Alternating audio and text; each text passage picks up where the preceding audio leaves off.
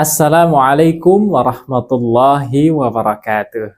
Selamat datang anak-anakku sekalian, peserta didik baru di Madrasah Sanawiyah. Kali ini kita akan belajar tentang bagaimana sejarah peradaban bangsa Arab sebelum lahirnya Islam. Sebelum kita mulai, marilah kita berdoa terlebih dahulu. Apakah kalian sudah siap? Baiklah, kalau begitu, kalau sudah siap, mari kita duduk dengan rapi, kita susun bangkunya dengan rapi, kita mulai berdoa. Berdoa dimulai. Berdoa selesai. Baik, anak-anakku sekalian, kita tahu bangsa Arab itu dikenal sebagai bangsa jahiliyah. Tapi tahukah kalian bahwa sebelum bangsa Arab itu dikenal sebagai bangsa jahiliyah, masyarakat kota Mekah itu sebelum mereka menyembah berhala dan batu-batuan adalah masyarakat yang penganut ajaran tauhid, penganut ajaran yang mengesahkan Allah Subhanahu wa Ta'ala, yang dibawa oleh Nabi Ibrahim alaihissalam, yaitu agama yang mengajarkan tentang percaya dan menyembah hanya kepada satu Tuhan saja, yakni Allah Subhanahu wa Ta'ala. Kemudian ajaran Ibrahim itu pun diteruskan oleh Nabi Ismail yang merupakan putra dari Nabi Ibrahim. Di antara sejumlah ajaran dan kebudayaan Islam yang masih terpelihara sampai sekarang seperti Ka'bah, Maqam Ibrahim, dan peristiwa korban. Itu adalah bukti bahwa kota Mekah pada zaman dahulu sebenarnya adalah kota dengan masyarakat penganut agama tauhid. Anak-anakku sekalian, setelah Nabi Ismail wafat, maka terjadi keterputusannya risalah yang akhirnya mereka menyembah selain kepada Allah Subhanahu wa Ta'ala. Nah, proses perpindahan kepercayaan ini pun tidak ujuk-ujuk ya. Proses perpindahan kepercayaan ini dimulai ketika salah satu pembesar suku Khuzo'ah bernama Amr bin Lu'ay pergi ke Syam. Ya. Nah, di Syam itu dia melihat penduduk kota Syam melakukan ibadah dengan menyembah kepada berhala. Nah, Amr bin Lu'ay itu pun kemudian setelah melihat, dia mempelajari. Nah, sesampainya di kota Mekah, Amr bin Lu'ay mengajarkan kepada masyarakat Mekah tentang tata cara menyembah berhala, sebagaimana dia belajar di Syam. Sehingga masyarakat meyakini bahwa berhala adalah perantara untuk mendekatkan diri kepada Tuhannya. Nah, selain berhala-berhala tersebut, mereka juga membuat berhala-berhala lain sehingga mencapai 360 berhala yang berada di sekeliling Ka'bah. Nah, anak-anakku sekalian, ada beberapa nama berhala yang sangat populer, yakni ada nama Hubal, ada Lata, ada Uzza, ada Manata. Nah, kenapa mereka membuat berhala itu? Nama berhala itu, Lata, Uzza, Manata, itu sebenarnya mereka adalah orang-orang soleh pada zaman dahulu.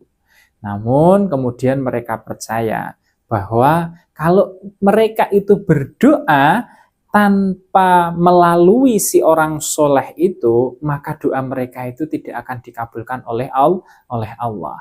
Nah, atas inisiatif itulah, maka kemudian si orang soleh yang sudah meninggal itu divisualisasikan melalui sebuah berhala-berhala. Mereka kemudian meminta atau berdoa kepada Allah melalui sebuah berhala-berhala itu.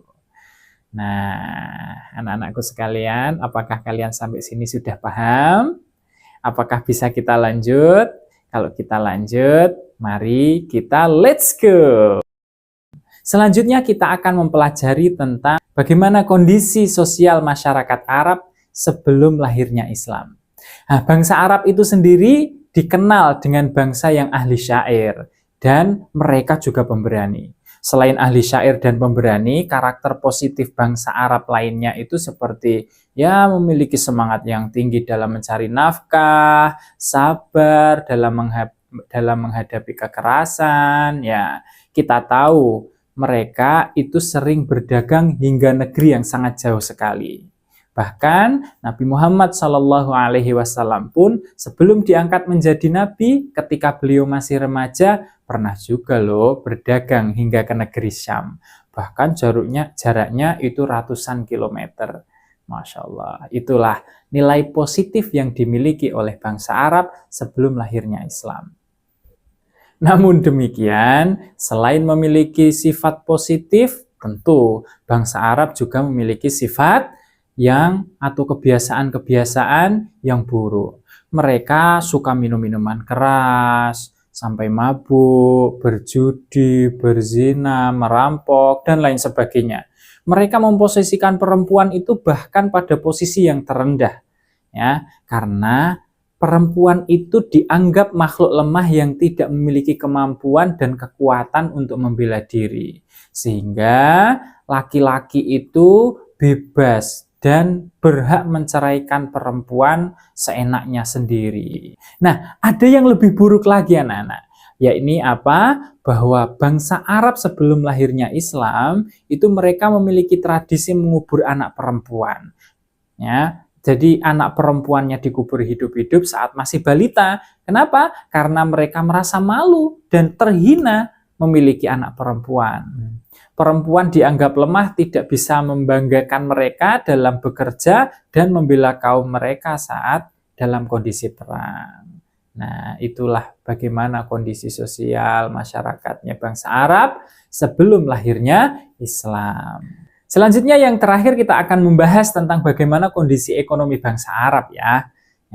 Jadi di kondisi ekonomi ini bangsa Arab itu terbagi menjadi dua, yakni masyarakat perkotaan dan masyarakat desa atau masyarakat yang pelosok gitu ya. Nah, kondisi bangsa Arab sebelum datangnya Islam itu sudah maju sebenarnya ya, karena sebagian besar mereka itu berniaga. Nah, perdagangan itu merupakan mata pencaharian mereka, meskipun ada juga yang bertani, berternak ya. Nah, bagi masyarakat Badui atau pedalaman, peternakan itu menjadi sumber utama kehidupan mereka. Bahkan mereka berpindah-pindah guna menggiring ternak-ternak mereka ke suatu wilayah yang sedang hujan dan subur tanahnya. Nah, jadi kehidupan mereka berpindah-pindah dari suatu tempat ke tempat yang lain, atau dalam istilah lain mereka itu nomaden ya. Nah, itu sisi lain dari bangsa Arab yang berada di pedalaman. Lain halnya dengan bangsa Arab yang berada di perkotaan. Sebagian masyarakat perkotaan menjadikan peternakan sebagai sumber kehidupan. Mereka menggantungkan kehidupan dari pertanian. Bagi mereka yang menggantungkan hidupnya dari peternakan, ada yang menjadi penggembala ternaknya sendiri, dan ada juga yang menggembalakan ternak orang lain. Ya, seperti halnya dengan Nabi Muhammad SAW. Beliau ketika masih remaja dan tinggal di suku Bani Sa'ad, beliau menggembala kambing milik orang kaya. Nah, seperti halnya dengan Umar bin Khattab, Ibnu Mas'ud, dan lain sebagainya. Nah, jadi seperti itu bagaimana kondisi bangsa Arab, mulai dari bagaimana kondisi keagamaannya, lalu bagaimana kondisi masyarakatnya. Nah, yang terakhir kita tadi sudah membahas bagaimana kondisi ekonominya bangsa Arab. Nah, setelah ini apakah anak-anak ada yang mau ditanyakan? Kalau memang ada yang perlu ditanyakan, silahkan bisa tanya langsung di kolom komentar ya. Tak tunggu Bapak, mudah-mudahan anakku sekalian mendapatkan pemahaman dari materi yang sudah Bapak ajarkan pada hari ini. Billahi fi sabilil haq. Sampai jumpa di pertemuan selanjutnya. Fastabiqul khairat. Assalamualaikum warahmatullahi wabarakatuh.